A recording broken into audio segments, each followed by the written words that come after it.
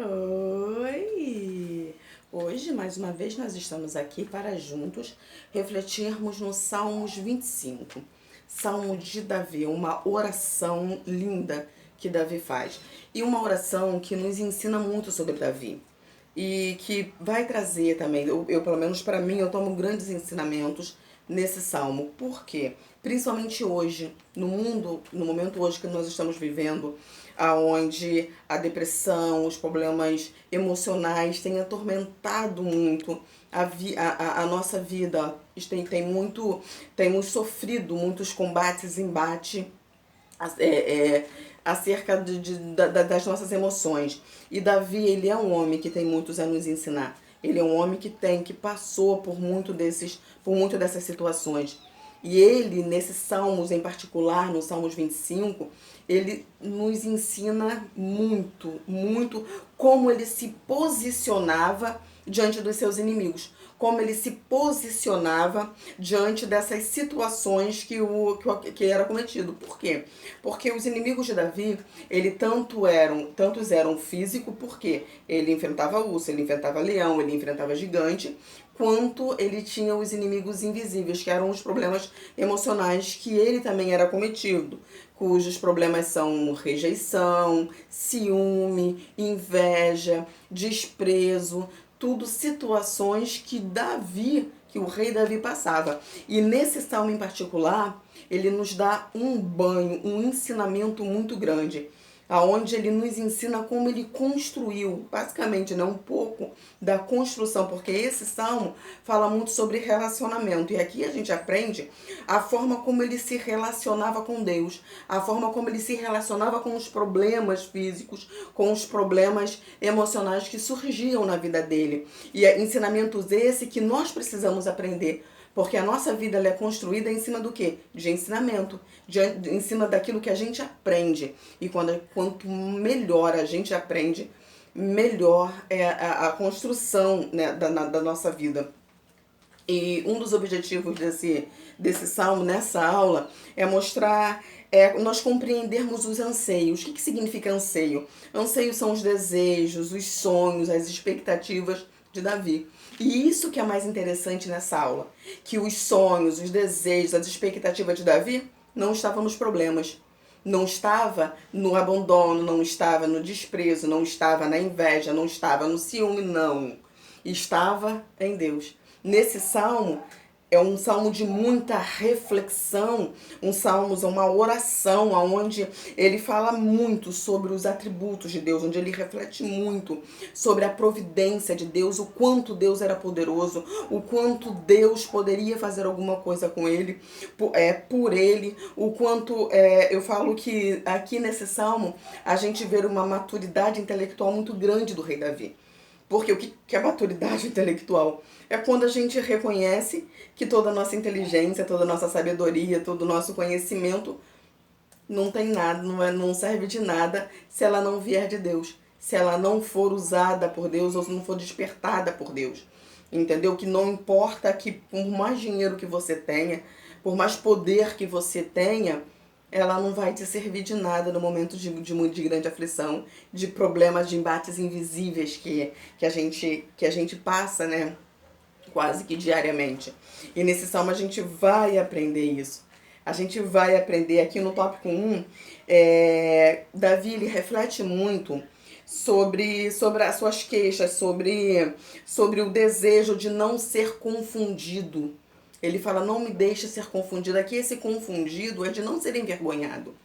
Davi, uma da oração, quando ele parava para falar dos inimigos, ele só falava, Deus, olha só, os inimigos eles estão aí, eles existem, mas não me deixa ser confundido, não me deixa ser envergonhado diante dele. Não permita que eu seja vencido por ele, que eu passe por alguma situação aonde eu seja envergonhado. Era o desejo de Davi que isso não acontecesse. Mas Davi também sabia que para que essa oração dele fosse atendido, ele precisava seguir um caminho.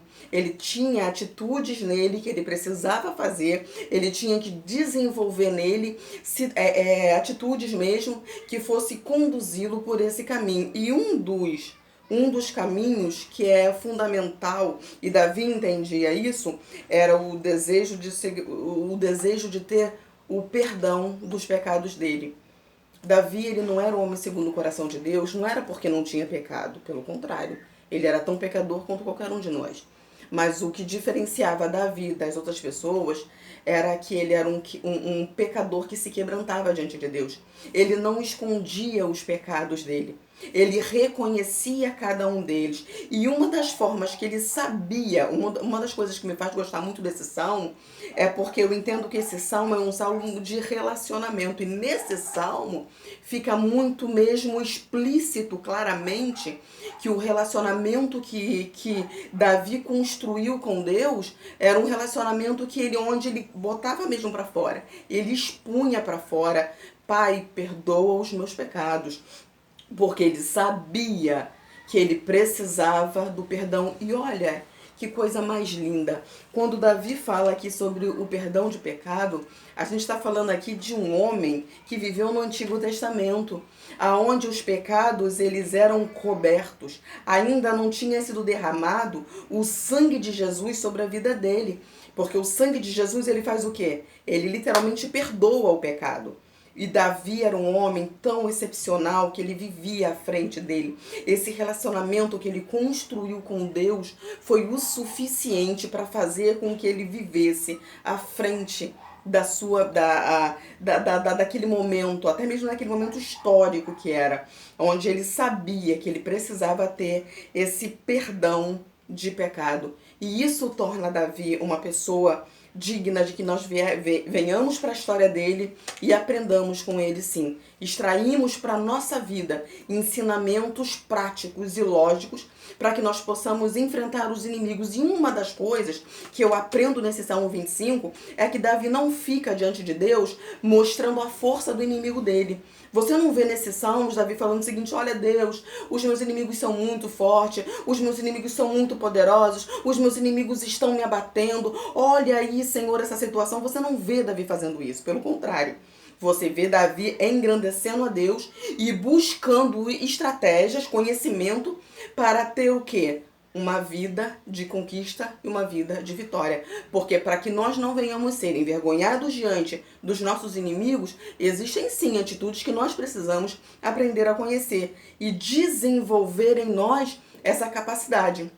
Somos nós que temos que fazer isso. Eu sempre falo que o nosso Deus é um alvo fixo. Somos nós que precisamos chegar até Ele com as nossas petições. A gente não pode deixar... A Bíblia mesma, ela fala sobre isso. Ele fala o quê? Que Deus, Ele sabe de todas as suas necessidades. Ele sabe tudo que você está passando. Ele sabe todos os inimigos que você enfrenta. Ele sabe todas as adversidades que você está passando. Mas o que a Bíblia diz? Bater e a porta vai se abrir. Pedir e vai ser concedida a você a sua petição. Ou seja, é necessário que nós tenhamos esse relacionamento e não deixar que tudo fique por conta da soberania de Deus. É lógico que pela soberania dele, ele sabe tudo que eu estou passando.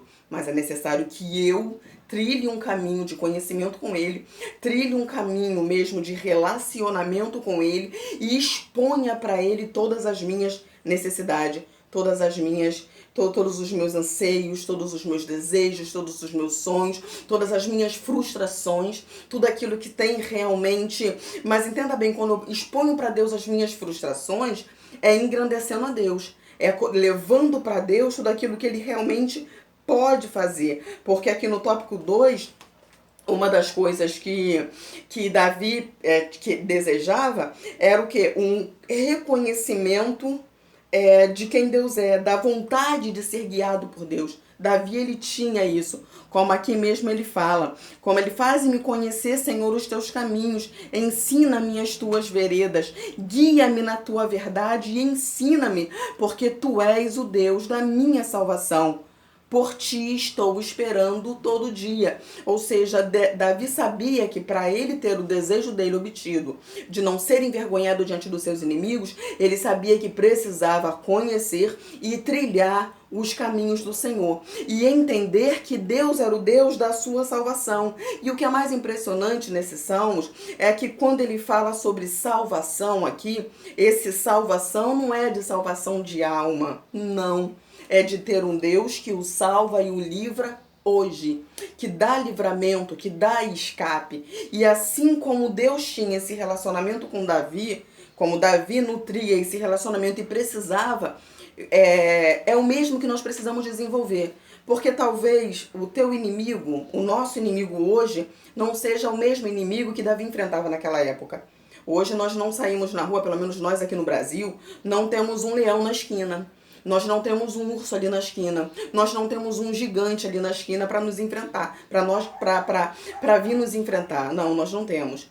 Mas nós temos sim muitos inimigos ocultos, tanto visíveis quanto carnais, cujos inimigos a gente precisa em determinadas situações pedir a Deus sim o livramento, porque é muito melhor nós não termos o acesso a esses inimigos do que entrarmos no embate. Então Davi, ele sabia que Deus, ele tinha o poder de dar o livramento. No entanto, a gente precisa entender que, ainda que esse livramento não venha, ainda que esses inimigos se materializem, ainda que isso que a gente não deseja que venha acontecer, a gente precisa discernir quem são verdadeiramente os nossos inimigos. E a Bíblia diz que nós não temos que lutar contra a carne e sangue. A nossa luta são contra as potestades, contra os principados, contra o príncipe das trevas. E entendeu? O nosso embate, a nossa luta não é com carne e sangue. Muitas das vezes nós travamos os nossos embates, as nossas lutas com o nosso irmão, com o nosso vizinho, com o nosso filho, com o marido, com a esposa. E muitas das vezes não é com ele. É lógico que a gente não pode deixar de enxergar o problema que está ali dentro. A gente não pode. Eu conheço pessoas que estão passando luta muito grande com o filho. Eu conheço pessoas que estão passando lutas muito grandes com o marido, com esposas, que estão passando lutas com o vizinho, com amigos. Não importa, as lutas existem. A gente não tem que menosprezar os inimigos que nos cercam, os problemas que nos assolam. Mas a gente não pode focar o nosso olho nisso. A gente não pode perder o nosso tempo refletindo muito tempo sobre a força que esse inimigo tem sobre a nossa vida. Pelo contrário, porque quanto mais força nós demos para ele, mais enfraquecido nós vamos ficar. Então, nesse salmo, quando Davi engrandece os atributos de Deus, quando Davi vê ali todas as providências de Deus, o que ele está fazendo? De uma certa forma, ele está enfraquecendo os inimigos que o cercam. E é isso que nós precisamos aprender com o Salmos 25. A enfraquecer os inimigos que nos cercam. A nossa luta não é contra a carne e contra sangue. Lembra que eu disse no início da aula, Davi talvez seja um dos homens com maiores probabilidades a problemas psicológicos, a problemas emocionais, problemas de depressão mesmo, porque ele tinha muito desses inimigos. Mas ele nunca perdeu tempo refletindo demais sobre os inimigos dele. Ele nunca perdia tempo das pessoas que o invejavam, das pessoas que o perseguiam, das pessoas que queriam, que perseguia ele. Ele não perdia tempo com isso.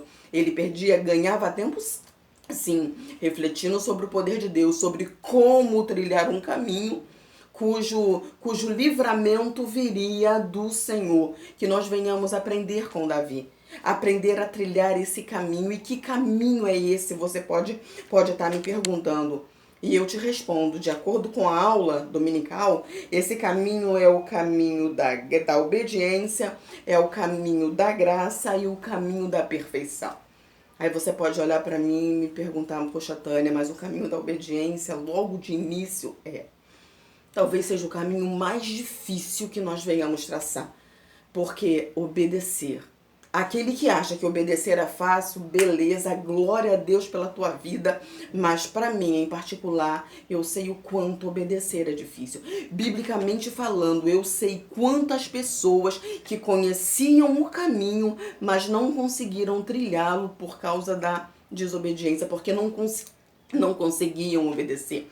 E quantos foram destruídos? Eu posso enumerar várias pessoas aqui que foram destruídas ou que passaram por situações muito difíceis por não conseguirem obedecer. Mas eu creio que hoje, irmãos, nós estamos vivendo na época da graça. A graça de Deus está sendo derramada. Mas por mais graça que seja derramado, a obediência é um fator principal. Porque aquilo que eu falei no início, eu falei ainda há pouco. Por mais que a gente conheça o caminho, a gente muitas das vezes não consegue trilhar. E isso foi o que aconteceu com quem? Com o filho pródigo. Exatamente, você pode falar, Tânia, mas é verdade.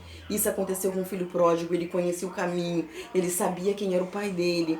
Ele vivia de uma forma maravilhosa ali na casa do pai, na proteção do pai, mas ele decidiu, fez uma escolha de seguir o caminho dele. O que aconteceu com ele nós não sabemos porque a Bíblia não relata. O que fez com que ele escolhesse se conduzir pelo caminho da quase destruição da vida dele, a gente não sabe. O que a gente sabe é que ele escolheu fazer, ele fez uma escolha e ele pagou alto pela escolha que ele fez. Ele pagou muito alto. No entanto, mesmo ele tendo pago alto, pago um preço alto, num determinado momento, ele voltou. A Bíblia fala que ele caiu em si e viu o grande erro que ele estava cometendo e conseguiu voltar. E muitas vezes isso acontece conosco. Muitas das vezes nós nos desviamos do caminho de Deus, entenda bem. Muitas das vezes a gente pensa assim, mas eu estou na igreja. Mas mesmo na igreja, quantas vezes na igreja a gente se desvia do caminho de Deus? Quantas vezes estando na igreja a gente deixa de obedecer a Deus, a gente deixa de fazer aquilo que é certo. Ou seja, muitas das vezes mesmo dentro da igreja nós estamos desviados da obediência, do caminho que Deus quer que a gente trilha. E esse rapaz, o que aconteceu com ele? Ele voltou. Nós, muitas das vezes, somos representados realmente no pródigo e Deus no pai do filho pródigo. Aquele pai que estava constantemente esperando pelo filho, desejando que o filho voltasse, permitiu que ele trilhasse o caminho, porque o pai não poderia impedir. O pai não poderia simplesmente não dar a herança que ele tanto pediu. Poderia, mas o pai respeitou. É uma das coisas que a gente precisa aprender dentro do nosso convívio, a respeitar as escolhas de uma pessoa. Eu sempre falo que respeito não se consiste em palavras. Respeito é quando a escolha de uma pessoa não me fere, não me agride. Porque no momento em que eu me sinto ferida, agredida pela escolha que uma pessoa fez, eu não estou respeitando a escolha dela de verdade. Ou seja, o respeito ali não existe. Diferente do pai dele. O pai dele ficou triste com a escolha dele? É claro que ficou. Mas o pai dele permitiu que ele assim o fizesse. Por quê? Porque era necessário para ele. Ele foi, fez tudo o que ele queria fazer e uma situação aconteceu, ele precisou voltar. Ele precisou voltar para o caminho dele. E quando ele voltou, ele deu de cara com o quê? Com a graça. Com o caminho da graça. Porque essa graça que é derramada sobre as nossas vidas é um favor imerecido. A Bíblia diz que nós não merecíamos esse favor. Não importa o que você faça. Não importa o que você deixa de fazer, essa graça ela é imerecida, não é o que você faz e nem é o que você deixa de fazer que o fato de você receber, não, você recebe, porque não depende de nós, foi uma graça que nós recebemos. E aí entra uma coisa muito difícil que tem acontecido hoje. Quem nós encontramos quando estamos no caminho da graça? O irmão do filho pródigo. O irmão estava lá na casa. E quando ele dá de cara com aquele banquete preparado, que o pai havia preparado, em homenagem ao filho, para receber o filho de volta, ele vira ao pai e fala, pai, eu estive tanto tempo contigo, o senhor nunca me deu isso. O pai simplesmente olhou para ele e falou, você nunca usufruiu, porque você não quis. Porque tudo que eu tenho é teu. Muitas das vezes, o que mais me dói na história do filho pródigo é justamente isso. O irmão não usou, não queria usar, não ia usar, mas também não queria que o irmão usasse. Muitas vezes ao nosso redor existem esse tipo de pessoa. Provérbios, ele é muito claro quando ele diz o seguinte, existem pessoas que não dormem enquanto não fazem mal a uma pessoa. Ela não dorme enquanto ela não consegue ferir, magoar, machucar, maltratar uma pessoa. E existem pessoas também, Provérbios também fala sobre isso, que existem pessoas que não dormem enquanto não te levam a maltratar alguém.